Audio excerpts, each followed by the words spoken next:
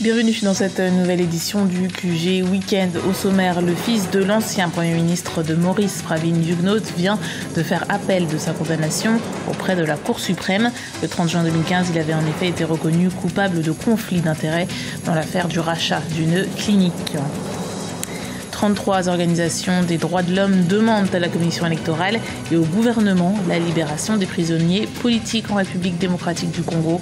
Réunies le 6 août à Kinshasa, elles dénoncent entre autres des arrestations arbitraires et des détentions abusives. Le Rwanda a produit 2 millions de tonnes de pommes de terre en 2013, une production qui fait du pays le troisième producteur d'Afrique subsaharienne, mais l'industrialisation de la filière montre encore quelques lacunes techniques. Mais d'abord, terrorisme ou coup de folie, aucune piste n'est écartée pour tenter de comprendre le geste d'un casque bleu rwandais d'un détachement de la MINUSCA, la force des Nations Unies dépêchée en Centrafrique. Ce samedi, aux alentours de 6 heures du matin, le soldat a abattu 4 de ses compagnons d'armes avant d'être lui-même tué. Selon les premiers témoignages, la fusillade a duré 30 minutes. 8 autres soldats ont été blessés.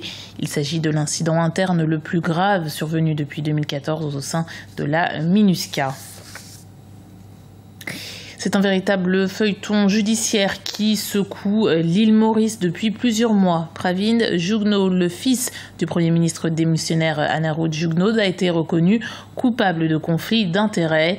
Depuis le début du mois de juillet, c'est celui qui a lancé les poursuites à son encontre qui a été lui aussi soupçonné de conflit d'intérêts.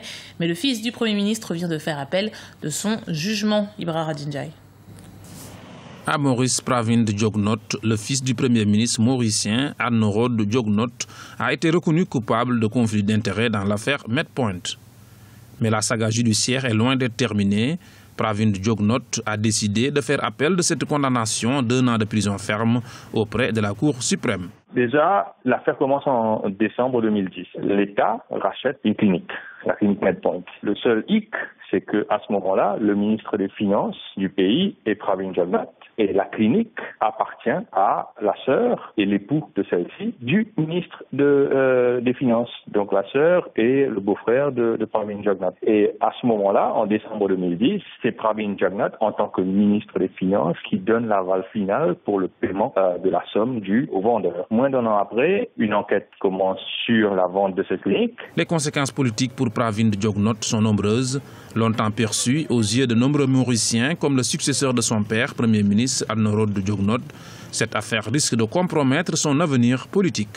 Et l'une des premières conséquences de cette enquête, c'est que la ministre de la Santé de l'époque est accusée de conflit d'intérêts. Et sur ces faits-là, une tension assez conséquente règne au sein du gouvernement, ce qui mène au départ de toute l'équipe de Pravin Jugnauth du gouvernement, c'est-à-dire de son parti, le MSN, quitte le gouvernement en juillet-août 2011. Un peu plus tard, c'est Pravin Jugnauth également qui est poursuivi cette fois-ci pour conflit d'intérêts. Très rapidement après, ce qui va se passer, c'est que l'ancienne ministre de la Santé va voir les charges contre elle. Par contre, les charges contre Pravin Jugnauth, en tant que ministre des Finances, les charges pour conflit d'intérêts sont maintenues. La procédure va être très longue, va durer quasiment 4 ans. Au cours de cette procédure, la défense de Pravin Jugnauth va soulever de nombreux éléments de procédure pour essayer de faire arrêter le procès, sans succès. Et donc on arrive au 30 juin 2015, Pravin Jugnauth est condamné pour conflit d'intérêts. La Cour suprême doit se prononcer au mois d'octobre 2015. Au Burkina Faso, Gilbert Noël Ouédraogo, président de l'Alliance pour la démocratie et la Fédération Rassemblement démocratique africain, a été investi par son parti ce samedi pour l'élection présidentielle d'octobre 2015. La formation politique est celle qui avait soutenu le projet de modification de la loi qui a conduit à la crise puis à la chute du président Blaise Compaoré en octobre 2014. Un fait que le candidat ne renie pas, mais pour lui son comportement serait plus honorable que les initiateurs de la crise. Il se serait, selon ses termes, allé trouver refuge dans l'opposition pour fustiger ceux qui essayaient de limiter les dégâts. Fin de citation. 33 organisations des droits de l'homme demandent à la CENI et au gouvernement la libération des prisonniers politiques en République démocratique du Congo. Des ONG qui exigent la libération de ces prisonniers dont l'arrestation a été jugée arbitraire. Une démarche entreprise afin d'instaurer un climat apaisé en vue de l'organisation d'un scrutin présidentiel transparent. Ibra Radinjai. Des organisations non gouvernementales des droits de l'homme se mobilisent en République démocratique du Congo. Réunies le 6 août à Kinshasa, elles dénoncent les arrestations arbitraires, les détentions abusives, mais également les condamnations des opposants politiques, des défenseurs des droits de l'homme et des activistes pro-démocratie pour des motifs politiques ou d'opinion. Pour ces organisations, ces arrestations portent gravement atteinte aux principes de la démocratie et aux libertés fondamentales garanties par la Constitution de février 2006 et les instruments internationaux ratifiés par la République démocratique du Congo. Ce processus électoral ne peut pas être réellement libre et démocratique si le gouvernement n'arrivait pas à faire libérer des opposants, des membres de la société civile.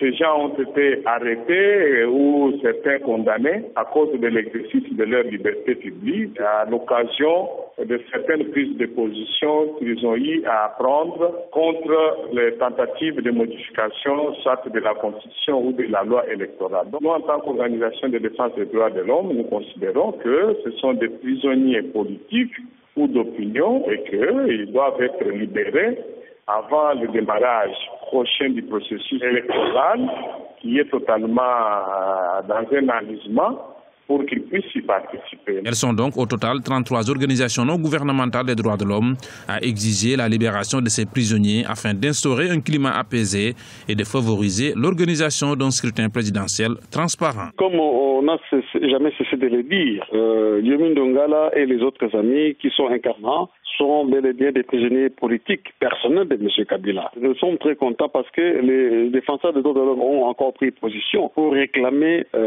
officiellement leur libération et appeler le gouvernement congolais au respect des droits de l'homme, au respect de la démocratie. C'est ce que nous avons toujours exigé et demandé, nous, au niveau de la démocratie chrétienne. Ces ONG exhortent la CENI, la Commission électorale indépendante et le gouvernement à tenir les élections dans les délais. Rappelons que la présidentielle est prévue en 2016 en République démocratique du Congo et que l'éventualité d'une candidature du chef de l'État, Joseph Kabila, demeure une pomme de discorde dans le pays. La République démocratique du Congo qui a été également frappée par un séisme à l'est de son territoire dans la nuit de jeudi à vendredi. Au moins une personne a perdu la vie dans l'effondrement d'un bâtiment dans la province du Sud Kivu. Et le Rwanda a également été touché par ce séisme de magnitude 5,6 sur l'échelle de Richter ce vendredi. L'épicentre a été localisé dans l'ouest du pays. Il s'étend sur 10 km de profondeur. C'est la deuxième fois qu'un tremblement de terre frappe le Rwanda en 7 ans. La région est particulièrement propice au séisme car elle est située sur une faille sismique qui traverse également l'Ouganda, la Tanzanie et donc la République démocratique du Congo. Le Rwanda qui a également produit plus de 2 millions de tonnes de pommes de terre annuellement. Il est même le leader des pays de la communauté est-africaine en la matière. Depuis un trimestre, les autorités ont décidé de partir à l'assaut du marché international. La transformation locale de la pomme de terre est aujourd'hui devenue une priorité. Reportage de notre correspondant Oliva Diacotan. Transformer la pomme de terre en divers produits dérivés pour lui offrir plus de débouchés, c'est le vœu des autorités rwandaises. La première et seule usine de transformation de cette denrée est fonctionnelle à Musanze au nord du pays depuis mai 2015. Elle emploie environ 50 personnes et produit par jour 500 cartons de chips pour le marché local et international. Ce qui m'a poussé ici, c'est que premièrement, c'est pas trop cher comparé à d'autres chips qu'on voit ici au Rwanda. Les autres sont venus pas de notre pays, à l'extérieur du pays, mais ces chips sont du Rwanda. Notre district est parmi les premiers producteurs de pommes de terre au Rwanda, même dans la région. Nous avions souvent un problème de marché et maintenant l'usine c'est l'une des solutions. Le Rwanda a produit 2 millions de tonnes de pommes de terre en 2013, une production qui connaîtra une nette progression d'ici 5 ans selon les autorités. Le pays est même le 3e producteur en Afrique subsaharienne après le Malawi et l'Afrique du Sud. Mais l'industrialisation de cette filière est toujours confrontée à un défi majeur. C'est surtout le défi de logistique. Donc on doit importer les emballages parce que si ça doit être biodégradable, on doit les importer d'Europe. Ça parfois ça cause des problèmes de logistique et ça rend que les prix soient un peu élevés comparé à la compétition qui vient de l'extérieur. Le pays vise une production annuelle de 7 millions de sachets de frites. L'usine de Musanze collabore avec 16 coopératives agricoles. Elle compte à long terme extraire de l'amidon et produire des boissons alcoolisées grâce à la pomme de terre. Du football pour terminer ce journal, 4e journée de la phase de poule de la Ligue des champions de la CAF et le TP Mazembe de République démocratique du Congo a battu Smousha SC d'Alexandrie d'Égypte 1-0. Un but signé Roger Assalé à la 55e minute de jeu.